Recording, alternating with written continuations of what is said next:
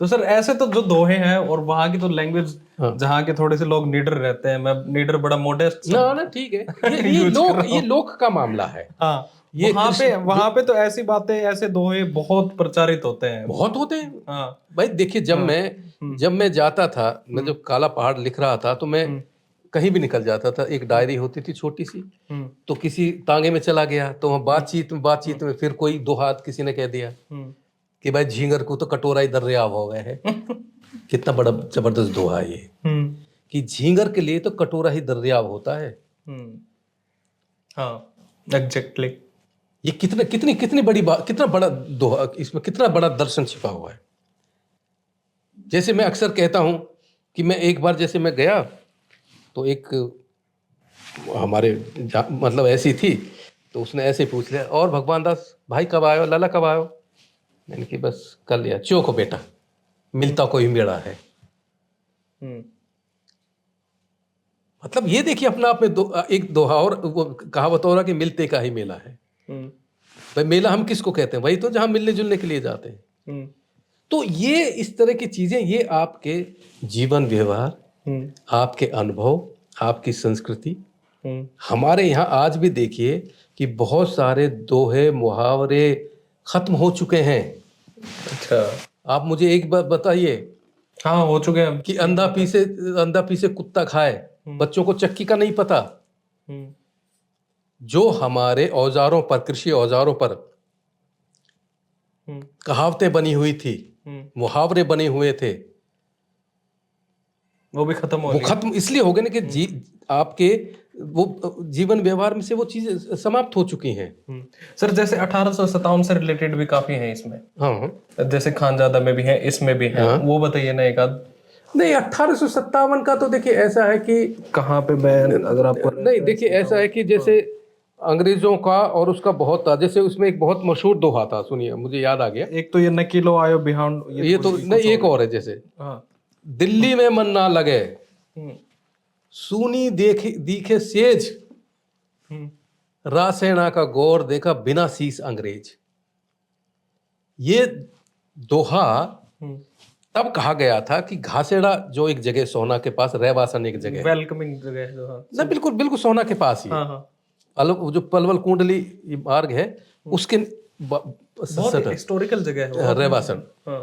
तो वहां अंग्रेजों को मेवों ने, मतलब वो किसी लगान वगान के लिए आए होंगे तो उनका सरवर कलम कर दिया था।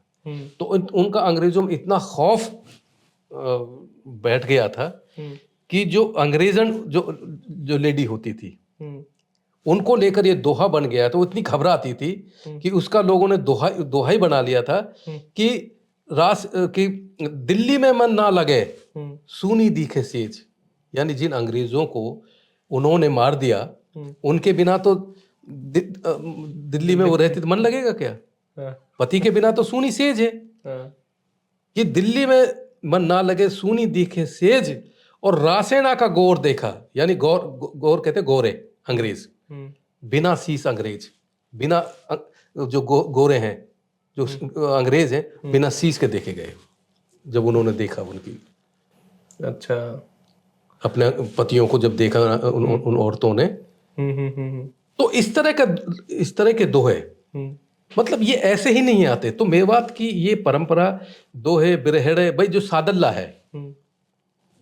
और एक ये जो अभी ये आपकी ये क्या है कि सुमरू माता ईसरी सारी डोर धनी के हाथ, ध्यान धरो सुनता रहो कहूँ एक गुण चर्चा की बात।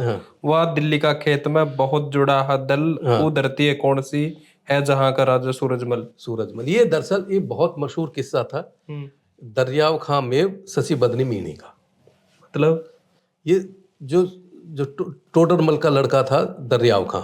अच्छा, ओके ओके ओके ओके। और शशि बदनी जो मीणी थी, उनका कुछ विवाह का चक्कर था। तो ये उस किस्से से लिया गया है ये। अच्छा, दरियाव खां, शशि बदनी मीणी और दरियाव खां का किस्सा बहुत मशहूर है ये।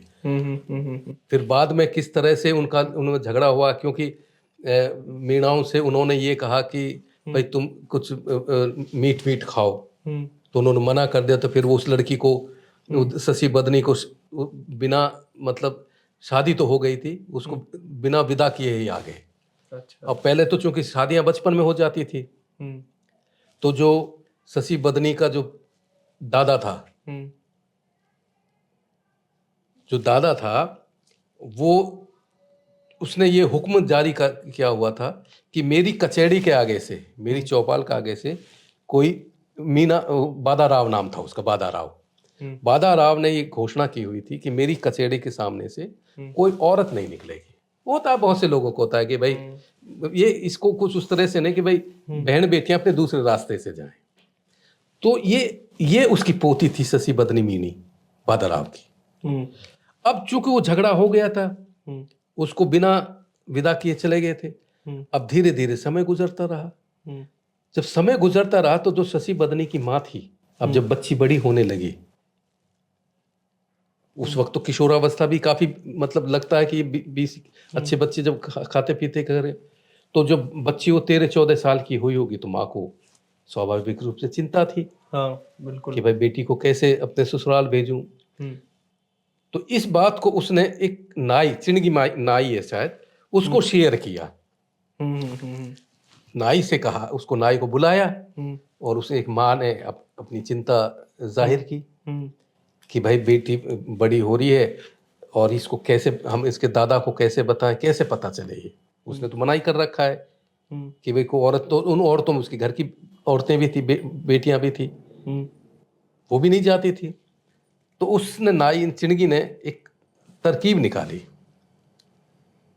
और उस तरकीब के मुताबिक उसने कहा कि मैं ऐसा है, मैं कल परसों जो भी दिन तय किया, मैं बादा राव की कचहरी पर जाऊंगा। अच्छा। ठीक है ना। और जब मैं जाऊं इस टाइम, जो कि असर की नमाज होगी, है, तो आप उस वक्त जो है इस लड़की को, शशि बदनी को सजा संवर के भेजना। अच्छा। वेल ड्रेसअप करके, बाकी मैं अपना आप देख लूंगा। तो वो थोड़ी डरी भी कि भाई तू ये क्या काम कर रहा है, तू मरवाएगा क्या। बस बस घर में होता है कि भाई जब ससुर ने ये आदेश दे रखा है तो वो कैसे ना, तो उसकी चिंता मत कर, मैं संभाल लूंगा सब। तो कहने लगा ठीक है। जिस दिन तय हुआ वो वहां जाके बैठ गया, उसने हुक्का वुक्का भर दिया बादा साहब का, बातचीत होती रही और भाई क्या हालचाल जैसे। इसी बीच अचानक बादा राव ने देखा कि एक लड़की वहां से गुजर रही है, उसने दूर से आते देखी और वो जैसे ही उसके सामने से गुजरी, कचहरी के सामने से, बादा राव तो आपक हो बैठा, आग बबूला कि चिणगी कौन है, ये औरत कौन है। जब मैंने मना कर रखा है कि मेरी कचहरी के आगे से कोई औरत नहीं गुजरेगी, तो ये कौन है जिसने इतनी हिमाकत की। तो वो हाथ जोड़ के खड़ा हो गया, कहने लगे कि राव साहब, बादा साहब, ये आप ही की पोती है।